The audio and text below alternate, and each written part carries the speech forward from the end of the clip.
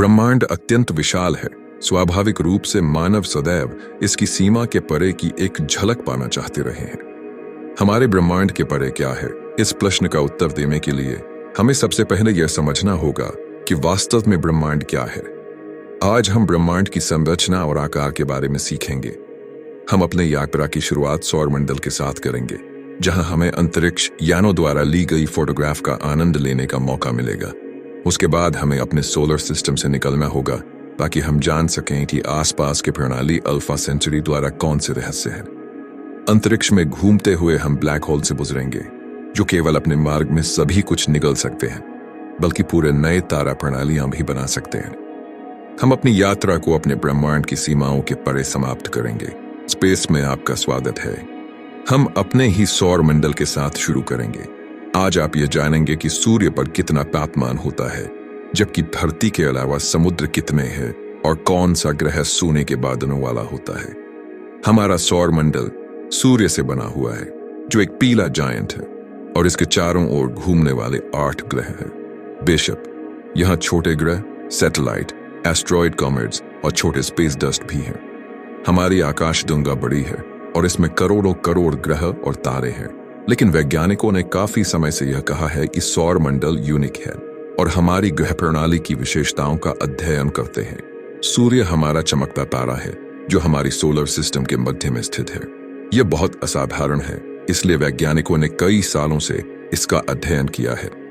हमारा तारा हमारे आकाशगंगा के अन्य तारों से 85% तेज है, जिसका तापमान सतह पर 5700 डिग्री सेल्सियस या 10,300 डिग्री फ़ारेनहाइट तक पहुंचता है।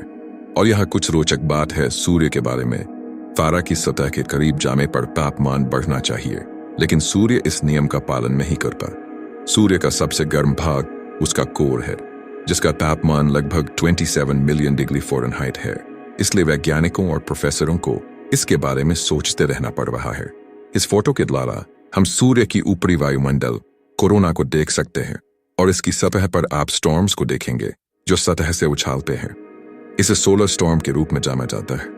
यह फिलामेंट और विभिन्न आकारों के प्लाज्मा के ढेर की तरह दिखता है, जो अंतरिक्ष में बड़ी मात्रा में कोरोनल गैस को निकालते हैं, स्पेस में और सोलर स्टॉर्म बनाते हैं। लेकिन इन दो चीजों के साथ सब कुछ दिखना स्पष्ट नहीं होता है। कभी कभी ये तारे की सतह से टूट जाती हैं और पृथ्वी के सैटेलाइट्स को खराब कर सकती हैं, और यहाँ तक कि ISS के क्रू मेंबर्स को भी मार सकती हैं। यह शक्तिशाली चुंबकीय तूफानों का कारण भी बनाती हैं, जो रेडियो संकेतों में गड़बड़ी कर देते हैं और मौसम परिवर्तनों में बदलाव करके लोगों को गर्मी से प्रभावित करती हैं। लेकिन वैज्ञानिकों का डर यह सबसे अधिक है। वे इस बात से डरते हैं कि कोई स्टॉर्म इस कदर बड़ी हो सकती है, जो हमारे प्लेनेट पर रहने वाले हर जीवित पदार्थ को नष्ट कर सकती है। यह यंत्र विशेष उपकरण के साथ छवियां लेने के बाद उन्हें दिखा रहा है, जो UV प्रकाश का उपयोग करके कैप्चर करता है, और हम कोर से लेकर क्रोमोस्फियर नामक परत तक सूर्य की हर परत की पहचान कर सकते हैं। जब यह सतह के पास आती है तो बैंगनी रंग हाइड्रोजन गैस को 5500 डिग्री फ़ारेनहाइट पर दर्शाता है। नीला रंग 17700 डिग्री फ़ारेनहाइट पर कार्बन को दर्शाता है।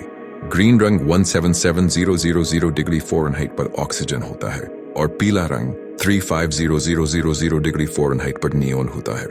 नासा वैज्ञानिकों के अनुसार यह केवल एक शुरुआत है। यह उपकरण सूर्य के करीब और अलग अलग डायरेक्शन से आने वाले और भी स्टॉर्म्स को कैप्चर कर सकता है। यह अनदेखा क्षेत्रों से भी गुजरेगा, जिसे सुनकर आनंद होता है। और अब चलिए प्लैनेट्स के बारे में बात करें। मर्क्यूरी सौरमंडल में पहला ग्रह है, जो सूर्य से लगभग 36 मिलियन मील दूर है। यह सौरमंडल में सबसे छोटा ग्रह है और चांद से केवल थोड़ा बड़ा है। सूर्य के सबसे करीब होने के कारण इसकी सतह दिन में 800 डिग्री फ़ारेनहाइट तक पहुंचती है और रात में -310 डिग्री फ़ारेनहाइट होती है। मर्क्यूरी की पहली तस्वीर 2008 में ऑटोमेटेड मैसेंजर अंतरिक्षयान द्वारा कैप्चर की गई थी। यह पहला अंतरिक्षयान था जो मर्क्यूरी से गुजरा, और यह 2015 में तेल की कमी के कारण ग्रह की सतह पर टकरा गया। हजारों तस्वीरों से बनी एक वीडियो में आप उत्पन्न करने वाली किरणें देख सकते हैं, जो उत्तरी प्रभाग से निकलती हैं, जो ग्रह की पूरी सतह पर फैल जाती है। सामान्यतः मर्क्यूरी का आंतरिक दुनिया चांद से मिलती जुलती है। जो क्लेपेरों से ढका हुआ है, और इस अंतिम वीडियो में आप एक छोटे से ग्रह की एक बड़े तारे के पास से गुजरते हुए का दृश्य देख सकते हैं। यह वास्तव में अच्छा नजारा है। अब चलिए आगे चलें। अगले ग्रह वीनस पर। यह बहुत मोहक है। यह सौरमंडल में दूसरा ग्रह है जो सूर्य से 67 मिलियन मील की दूरी पर स्थित है।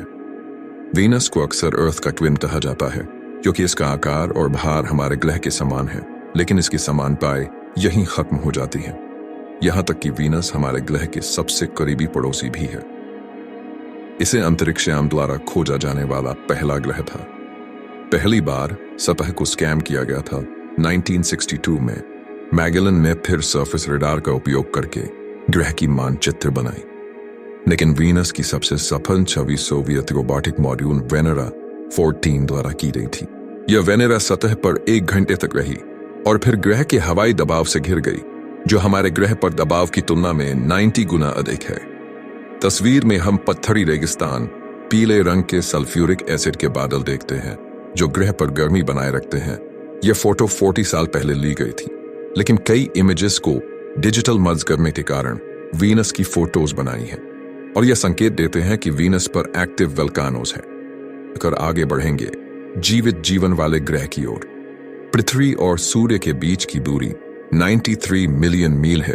अब आप अर्थराइज की सबसे प्रसिद्ध तस्वीर देख रहे हैं। यह हमारे प्राकृतिक उपग्रह चांद से ली गई थी, लेकिन हम इस पर फिर वापस आएंगे। इस फोटो में पृथ्वी चांद की किनारे से उठती हुई नजर आती है। इस तस्वीर को क्रू अपोलो 8 ने ली थी और इसको डिजिटल टेक्नोलॉजी की मदद से रंग जोड़ा गया था।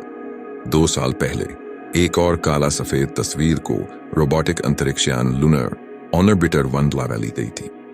यह वीडियो 2017 में अंतर्राष्ट्रीय अंतरिक्ष स्टेशन से रिकॉर्ड हुई फुटेज का दर्शाता है। यह वीडियो रात में लिया गया था। हम आसमान में उत्तरी चमक को स्पष्ट रूप से देख सकते हैं। यह उत्तरी अमेरिका से शुरू होता है और मैक्सिको और फ्लोरिडा की ओर बढ़ता है। फिर हम यूरोप और मेडिटरेनियन सागर के शहरों की रात की सुंदरता और बादल दिखाई देते हैं, जहां बिजली और बादलों की चमक होती है। जैसा कि मैंने पहले कहा था, हमारे प्लैनेट का एक सैटेलाइट है चांद। इसका आकार पृथ्वी के डायमीटर का लगभग चौथाई है, जो एक सैटेलाइट के लिए बहुत बड़ा है। चांद की गुरुत्वाकर्षण पृथ्वी पर ज्वालामुखियों को प्रभावित करती है। चांद पृथ्वी के चारों ओर घूमने के साथ साथ अपने एक्सिस के अबाउट रोटेट करता है, इसलिए चांद का सेम फेस हमेशा पृथ्वी की ओर होता है। इस फोटो में आप अपोलो 16 के कैप्टन जॉन यंग को देख सकते हैं। वह हमें हाथ दिखा रहे हैं। आप चंद्रमा पर सबसे तेज चलने वाली लूनर कार भी देख सकते हैं, जिसने चंद्रमा पर 11 मील प्रति घंटे की रफ्तार स्थापित की थी। अगर आप चाहते हैं कि इसका दूसरा पार्ट भी बनाऊं और सोलर सिस्टम को एक्सप्लोर करें, तो कमेंट करके मुझे बताएं। ऐसे ही ब्रह्मांड के रहस्यों को जानने के लिए